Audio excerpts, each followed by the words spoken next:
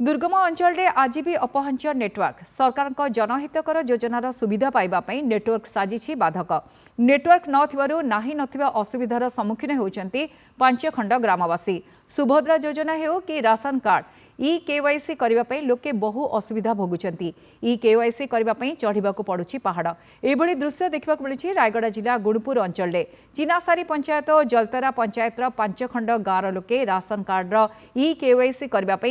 3 kilometre पहाड़ चढ़ी line लगाई फल एंगेरबा डाडाबाड़ा कुरुगुड़ा जांबुगुड़ा और पेरेंडा ग्रामवासी बहु असुविधा भोगुंट पंचायत कर्मचारी जोगाण सहायक पहाड़ उपर चढ़ी सेठारे ई केवाईसी काम करुवा देखा मिली तेबे मेसीन रे चार्ज सरीगले पुणी फेरी जाउछन्ति फल निराश होई लोकंकु फेरिबाकु पड़ुछि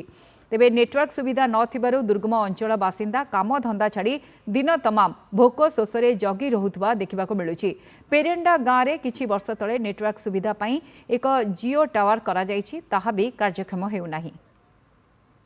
ई केसी कामर तो एबे कहबा गल असुविधा काहेकि